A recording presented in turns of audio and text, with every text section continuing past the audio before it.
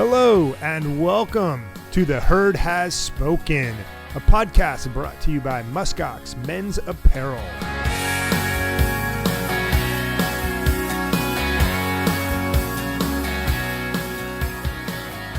Darby Hand, welcome to The Herd Has Spoken. Oh, thank you, man. Pleasure to be here. Yeah, absolutely. So you're a lumberjack. Most people don't know lumberjack. So let's start out with probably the most quintessential lumberjack that jumps into people's mind, Paul Bunyan. What's like your favorite Paul Bunyan fable? Oh, my favorite Paul Bunyan fable. That'd be a hard one. I do like to always imagine swinging through a tree with one swing. That would make my life a lot easier. So I sure would like to imagine doing that. I like it. Yeah, Paul Bunyan doesn't chop down trees. Paul Bunyan takes down like 5 trees with one swing. Right? Yeah. I'd win a few competitions if I could do that. Yeah, I can imagine. Well, yeah. See, you mentioned the competition, so let's talk about that a little bit. I mean, what does it mean to be a lumberjack in 2021? What I do is the sports side of it. We compete head to head in a couple various chopping events and sawing events, but we use traditional axes, traditional crosscut saws. We've modified them to this point where they cut a lot better than they ever have, but it's all still just the same. Just a piece of steel, and you're splitting some logs in half, making one log into 2 logs for the most part. And I also compete in climbing and stuff. So we do a 60-foot spar pole climb, where it's a race all the way to the top. You hit the top red line, and then it's a race actually back down to the bottom. And it's basically a free fall. All you have holding yourself up there are 2 linesman's gaffs and hemp rope that you throw around the tree. All right, let me interrupt you right there. So linesman's gaffs. So can you explain what that is to us? Yeah, so it's like what guys would use to climb up a telephone pole. It's just a spike that sticks straight out the side of your heel. And we kind of just modify those a little bit better so we can move a little faster. We turn them in, and then they can roll out of the tree. And we actually take the whole top pad, and we take a fiberglass and mold it to our leg. So then it's just a little more customized to our fit. But yeah, it's just a traditional linesman's gaff that we've made to race. Very cool. So there's a number of events, right? So if I'm following you, you got chopping, you've got sawing, and then you've got climbing, right? So those are the 3 buckets of events that are part of the Lumberjack Championships. Yeah, and it actually keeps going. I've competed for quite a while throughout my life, and I started the whole Timbersports when I was about 4, and I was doing log rolling, and that's just a log in the water and 2 guys get on it, and the last one on the log wins. But yeah, when I was a really tiny little guy, I started doing that, and where I actually grew up in Hayward, Wisconsin, that's where it's the hometown of the World Lumberjack Championships. So I was always watching every year, seeing all the other competitors chopping and sawing and all that crazy stuff. And I was like, you know what, I think I want to do that someday. So yeah, what a unique place to grow up, Hayward, Wisconsin. I mean, to be at the pinnacle of world events for being a lumberjack and timber sports. I mean, that's a pretty fantastic, fortuitous bounce in terms of where you were born. What was your first memory in terms of timber sports as a youngster? It'd probably be log rolling. Finally log rolling in the World Championships. That, and then the first time I ever climbed, actually when I was about 14. Guy that I actually helped build the show here in Pigeon Forge, Tennessee with, he taught me how to climb when I was about 14. It was after the whole weekend of the championships got done, I just kind of went over to him and was like, hey, mind if I try that out? And he got me like 30 feet up the pole, and then I had to come down. And I looked down, I took about one step, and I fell all the way down from 30 feet. And I was like, yeah, I want to do this. Well, it sounds like going down is actually a lot harder than going up, because you could get, if you have a spike and it gets caught in the wood, like that's not good for your knees, your joints as well when you're trying to go down. So you're trying to go down as fast as possible, but you've got these spikes on you. So is that the hardest part of climbing poles? It's probably the most dangerous part. I think going up is the hardest, just because it's the most strenuous on your body.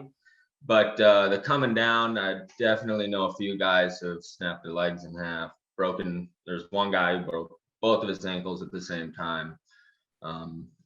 Yeah, it's a pretty dangerous event throughout the whole thing. I've gaffed myself actually instead of the tree on the way down before, so that wasn't very fun. But well, going back to when you were 14 and you fell 30 feet from the top of the pole, well, did you come out unscathed, or what was the story when you fell 30 feet?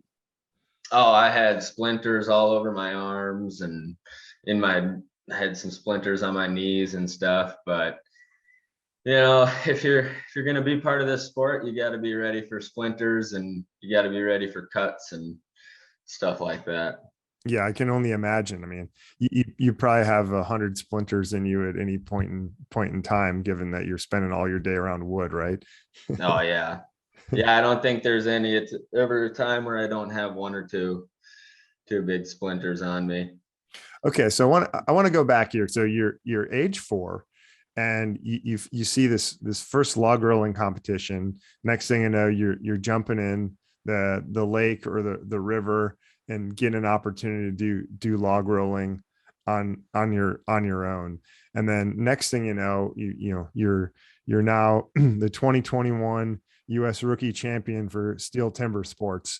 So what happened in between? I mean, you're in this really unique spot where it is the Timbersports World Championship in Hayward, but how do you get trained on this? How does one make the choice to actually go forward to be a lumberjack that's competing professionally?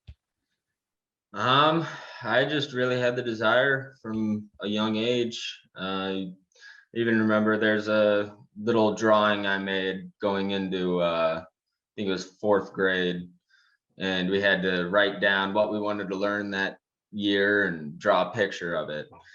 And I wrote, I want to learn how to saw a piece of wood, and I drew a picture of me sawing a piece of wood. So that had nothing to do with school, but it just kind of shows you how I've personally always wanted to be in this sport, and I've always had a desire to be good at it. But yeah, and then when I was 15, I got an opportunity to do lumberjack shows up in Hayward. And once I was doing lumberjack shows, it's all just easy from there. I mean, it was. Now, did you know what you were doing? Day. Did you know what you were doing at age 15? Right. So you'd started log rolling at 4, and then now you're at 15, got invited to do lumberjack shows. Did you come in knowing the basics of chopping and sawing and climbing at that point? No, I didn't know anything. I did know how to kind of swing an axe. I've been splitting wood for my whole life. I grew up in Wisconsin, so we were always burning wood for heat in our house. But yeah, so I knew how to swing an axe kind of, but I had no idea of really anything else. The very first day, the first thing they did was strap me on the pole, and they said, okay, we're going to teach you how to climb. And then right after that, it was, okay, now you're going to learn how to chop. And you just kind of got thrown into it. And it's really just, it clicks or it doesn't. And it just doesn't work out for you. But yeah. So Darby, were you with like a starting class that did this? Were you with a group? I'm sort of envisioning like, the Navy SEALs training where there's, 30 guys, and, I don't know the exact percentages, but 80-90% of them are actually going to tap out. Like, did you start with a group and some of it clicked for some and not for others, or how did it work? No, it was just me and one other guy my first year that were just starting that year.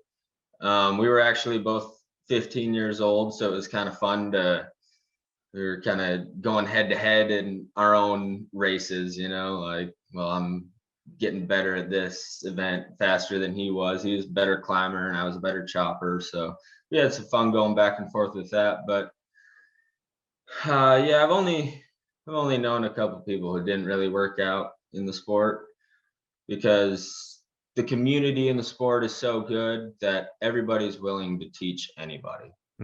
Really, everybody just wants the sport to grow, and the only way you can grow a sport is by having more people involved. So yeah. Well, it's a unique sport too, because it's not one event, right? And it's kind of like the decathlon in some ways, right? Because there are so many different events. So, how does that work, right? Like, to be the best. So you mentioned, like, you happen to be better at chopping, right? So is your goal to, like, be the best chopper and to win an individual, event, or is your job to be the best overall, lumberjack or timber sports professional who's gonna win the whole event? How does that work? Well, when it comes to like the Stihl series, which I won just this year, you want to be the overall lumberjack. Yeah, so like for my training regimen, every morning I'd get up and I'd go over to the training area, and for about 2 hours you run through every event at least once. And if I didn't do that in the morning, I was trying to do that at night. You got to just do each event at least once a day. And then I was going to the show and running half of the events there every day. So you really want to be overall. Everybody can just focus on one event. I know some guys don't like to saw, so they'll just focus on their chopping to try and gain points there, but then you're just making it harder on yourself in the other events. So how many events are there in total in the Stihl World Championships? So for the rookie, we have the stock saw, the underhand, the standing block, the single buck, and the one board springboard. So there's 5 events there. Okay. So total of 5 events. So you're getting out every morning. Let me make sure I'm following you. So you're going through each of these events. So you're chopping, you're sawing every morning, and then you go to work, right? And you actually work where you're chopping and sawing wood at work. Tell us a little bit about what work entails for you in Pigeon Forge.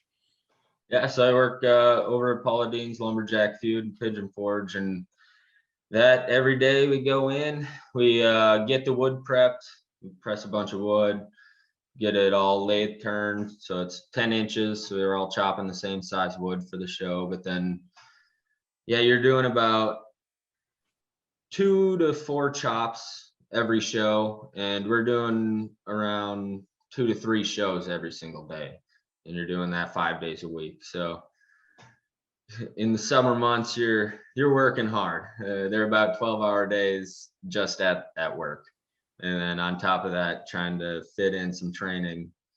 They become real long days, but trying to win, you got to do it. Oh, it takes what it takes, right? Yeah.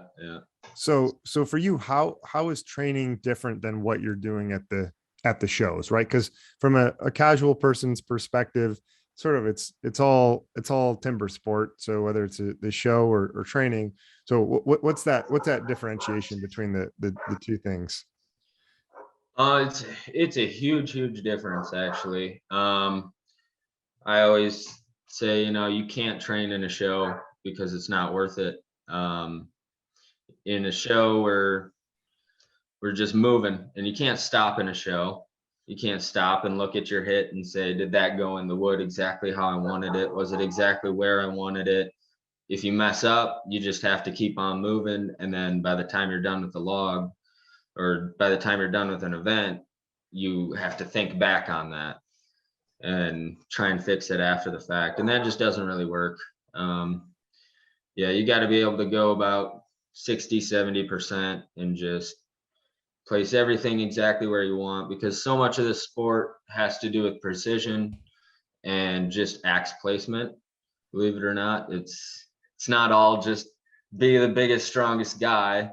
It's usually quite the opposite. It's whoever's the most athletic overall, really. It's who can be the most precise, present that axe perfectly, and place each hit exactly where they want.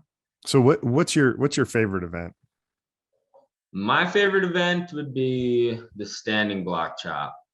So Yeah. when you're doing a standing block chop, what's going through your mind? Like what's the goal? What's the perfect placement? And maybe if you want to start, you just to explain to our listeners, what is the standing block chop before we get into the specifics?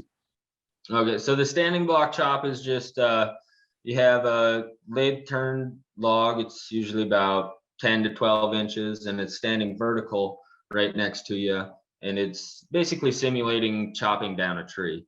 So you're just gonna chop halfway through one side in the front, and then you run around the block and chop halfway through the backside. And yeah, it's like I said, it's really just all about placing your hits right. So where's the optimal place to hit? Like when you go up to that tree or to that log, what does good look like? So that's really, really hard to explain. I've just kind of learned what it feels like is the best way to put it. You need the right kind of angle, because if you're chopping straight in, then you're chopping straight against all the grain of the wood. Right. So yeah, like you're splitting a log and you're going with the grain, and you kind of have to find that happy medium where you're going with the grain, so your axe is free and it can move through the wood, but it's not against the grain. So then your axe wouldn't travel through the wood. So you're chopping up, right? So you're saying you don't want to be parallel to the ground, because then you're going against the grain completely. Mm-hmm. So you want to embrace it a little bit. So for those listening, is it really kind of about a 45-degree angle plus or minus? But every piece of wood is different, right? That's the beauty. You kind of got to feel it out where the sweet spot is. Yeah, everybody will say about 45 degrees, but if you get a really soft log, you can add a little bit more slope and really bust through the log. And if you got a really hard log, you usually have to open a little wider, and it really just depends on whatever that piece of wood is presenting you with that day. And for this, how many chops are you doing for the first half on average? It's going to depend on the density of the wood, right? Of course, but and how strong you are that day, right, Darby? but on average, about how many chops are you doing before you run around to the other side of the tree? So like in the Stihl series, I'm usually shooting for 8. And I usually stick with my plan for 8. I've practiced that pattern. It's just 1 up, 1 down, and then you have your whole area you can aim at. You 2 more up, 2 more down. That whole chip is gone out of your way. And then you can set your drivers, which should penetrate to at least halfway, so that you can go chop on the backside. But yeah, practicing one pattern over and over again has helped a lot, because then as I run to the backside, just looking at the wood and how far that axe has traveled, I know close to about what I should be putting in the back. So I know how to adjust as I'm running around the log. And so when you're opening up the log initially with sort of the up and the down, at that point, are you getting a read? Like it's probably not a conscious thought, but are you getting a chance to feel the wood at that point to be able to know how you need to make micro adjustments to what you're doing with strokes 3 through 8? Yeah, the very first 2 hits are probably the most important hits. If you miss one a little bit, you got to adjust. And if you can really just feel how good the wood is going to be. You can tell if it's going to be stringy. You can tell if it's going to be hard. Yeah, it really all comes down to those first 2 hits. And like, do you have a favorite type of wood? Like, do you love really hard wood to be able to because it's like the most challenging and you don't need to think about it and it's just like pure muscle? No. No, softer the better, mostly. I love chopping white pine. That's what we chop in most competitions throughout the US. Um, red oak would be the best hardwood to chop, just because it moves very well, but it's still really hard. But then, yeah, you got like guys in Australia all the way over there. Those are some of the best wood choppers in the world, but they chop all super, super hard wood. But yeah, I like to stick to the softwood. Fair enough. Fair enough. So how does the US compare in timber sports to the rest of the world? I mean, is US sort of like the country when it comes to timber sports, or are we sort of an average company? Like what's the dynamic in terms of the world competitive landscape? I would consider us at least top four. I would say top four, top five. The top two are usually New Zealand and Australia. The sport has been over there. Wood chopping specifically has been over there for generations and generations. The guys over there are pretty much unbeatable at their own events, but overall, we're up there, especially with the sawing involved and all the other stuff.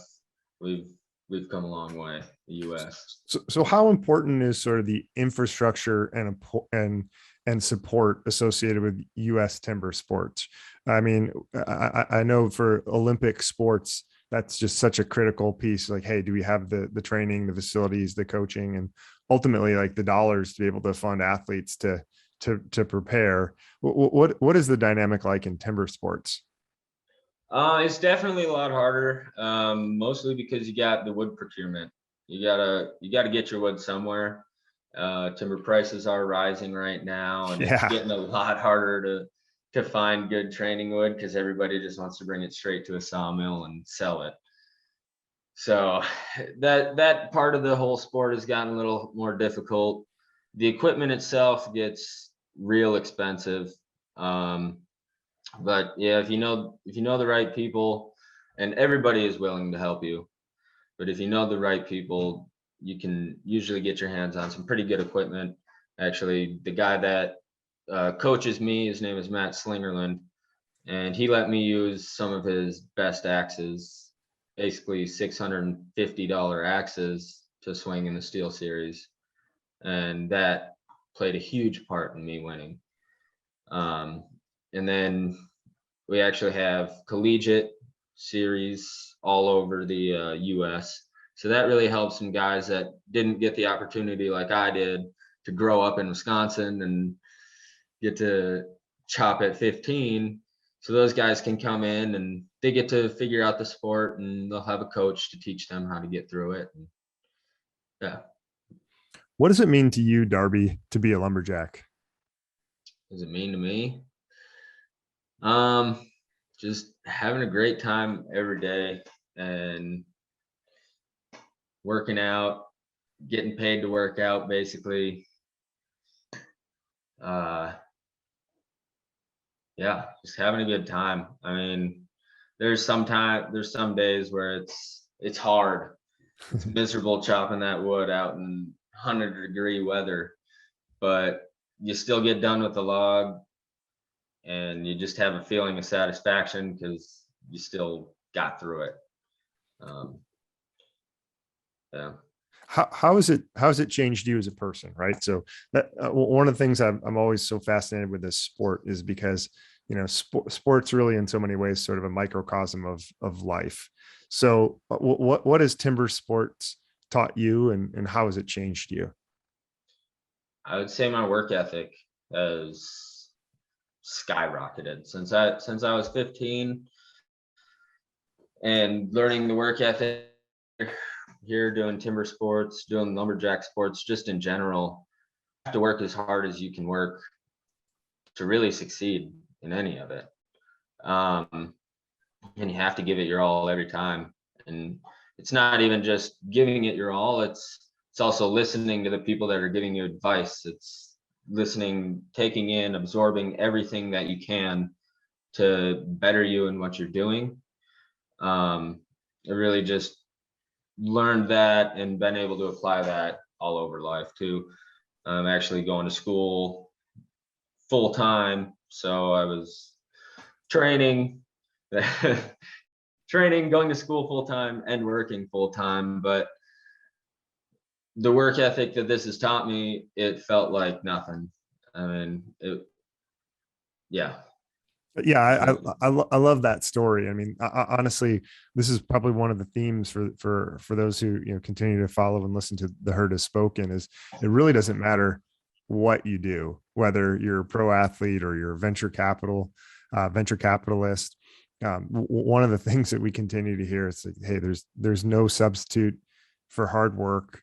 There's no substitute for surrounding yourself with smart people and having the humility to listen to them and understand, and knowing that, hey, you're going to go through some tough times, right? You're going to get knocked down. You're going to fall off a 30-foot pole on the first day. But those are the moments that actually shape you, so long as you put in the time, energy, and effort, and you have the confidence and the fortitude in yourself to be able to respond, get up, and keep moving. So I love hearing these stories. And Darby, I guess I'd love to hear a little bit as well about like what have been those challenging moments for you, because from the outside in, hey, you're going to be competing in the 2021 US rookie champion, world championship for Stihl Timbersports. Like that seems amazing. But at the same time, like I have to imagine, like it hasn't always been a success only journey to date. So what are some of those moments of adversity that you've had to overcome in your timber sports career? The biggest one I can think of would be the underhand chop. For my first 6 years of doing shows and everything, I did the underhand chop, but I never really had, like, I had some guys teach me the basics of swinging and, hitting your lines and stuff like that, but I never really got any professional coaching on that event specifically. Well, on any event to that point. And then when I moved here to Pigeon Forge, I met Matt, and Matt and I started training together, and he basically had to reteach me how to chop it.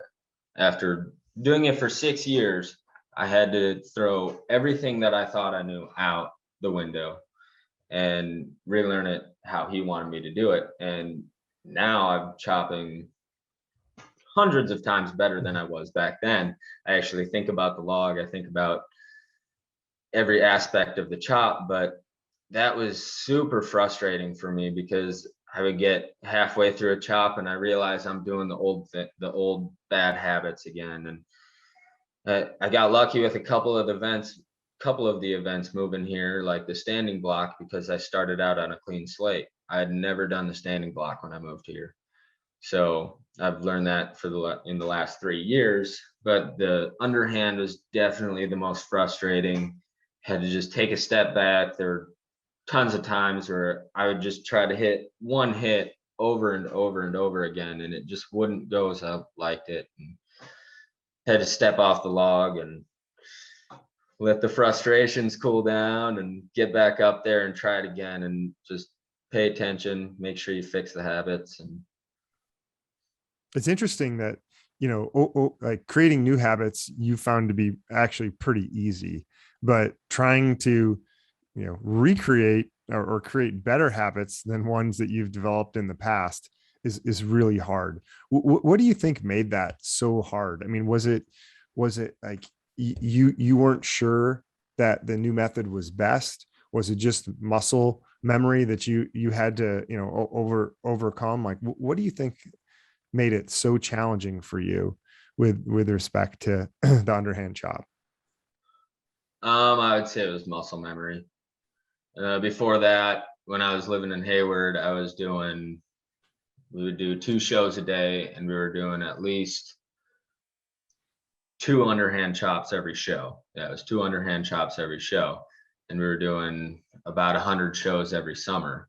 So to that point, I had just chopped hundreds of underhand chops, and to completely throw away all that muscle memory, everything felt awkward.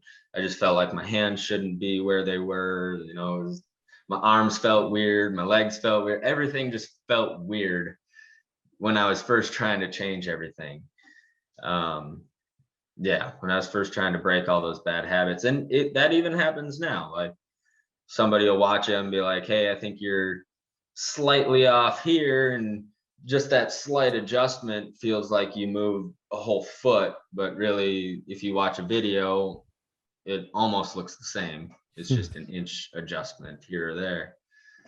But such a good lesson here too, right? I mean, with discomfort comes growth, right? So like you're surrounding yourself with the right people, but then you're doing something and man, it feels really uncomfortable, right? Like, man, this just feels wrong. Like I'm not doing it. Almost feels like you're throwing a ball left-handed or something. You're like, this does not feel right. Why can't I just put that ball in my right hand and let me at it? And it's hard, when you get into those competitions, sometimes you start to go back to those old habits because it's like it just feels right, and it's changes so hard. But obviously for you it's working, and you're on your way. For those listening, would love to hear kind of what's next for you, Darby, and obviously definitely encourage people to follow your journey on Instagram, darby.hand.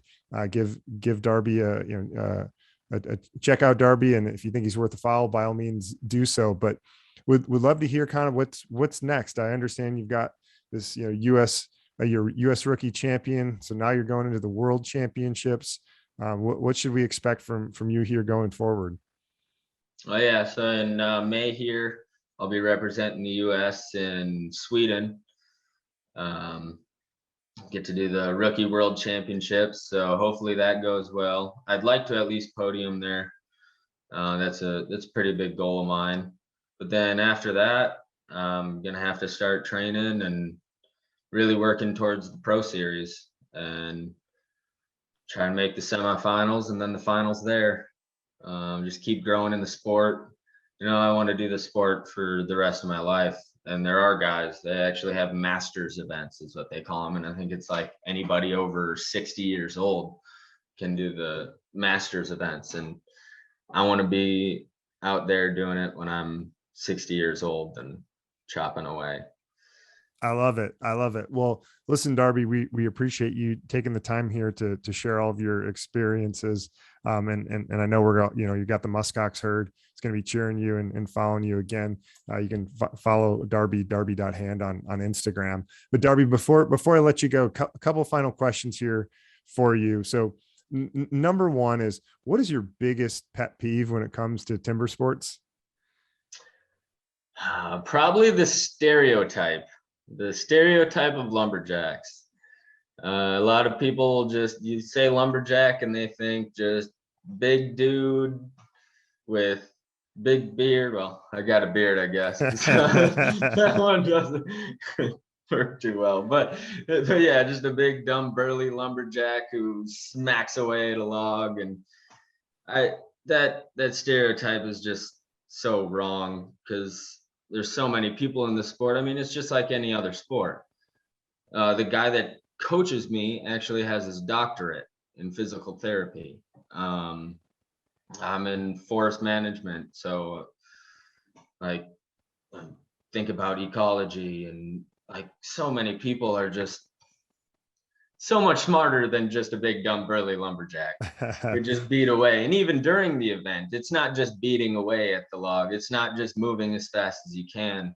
Everything is so technical, so precise. You're thinking about it. It really is almost like a game of chess. You have to hit and react to whatever happens. And you have to do that reaction within under a second, because your next hit is going to be coming in at about 1.2 seconds later. So that decision has to be so fast. Your brain has to be moving. So yeah, we're not just smacking away as fast and hard as we can. That decision. Yeah. Okay. Yeah. Fantastic. But important question though, is the beard a legit stereotype? Because hey, you've got a great beard, and I want to know, is there anyone who's going to be on that podium without a beard? I mean, that's the one stereotype that I'm having a hard time overcoming. Yeah.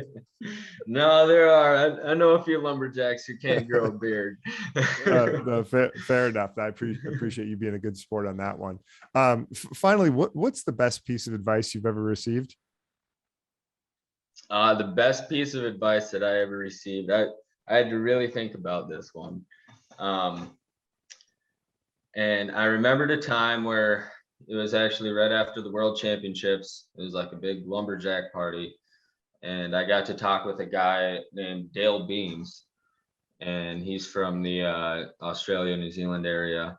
And he's one of the best standing block choppers to have ever actually competed. And I was just like, you know what, like, what's one piece of advice you can give me about the standing? And he said, beat the block, don't beat the clock.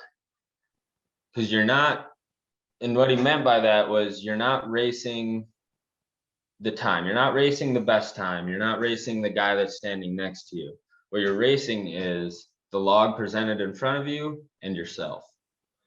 Because if you don't chop that log to the best of your ability that you can chop that log, then it doesn't really matter. And if you did chop it to the best of your ability and you still didn't win, then that just means you need more training. It just means you got to put in more work on the side, because in the competition, it's really just to present what you've put together outside of the competition. And you just have to hope that that wins. I love that. I mean, it's really said differently and like applied more broadly. It's focus on what you can control in this moment. Don't focus on the outcome, right? Like when it's you in the block, you can control that, right? Like I need to get through this block as soon as possible. You in the clock, like, hey, that's going to take care of itself. If you focus on doing things right in terms of the block and in life, I feel like there's so many lessons for that as well. It's like, yeah, don't worry about how much money you're gonna make. Those sorts of things take care of itself. Like focus on doing a really good job, building a team, training, taking care of yourself, helping other people, and then the other stuff will take care of itself. So that feels like a little bit of a microcosm and probably a great note to end on here, Darby. Well, absolutely. Yeah, well, listen, we appreciate you being part of the MuskOx herd. Again, check out Darby at darby.hand on Instagram. And until next time, I'm your host, Brad Hoos, with The Herd Has Spoken.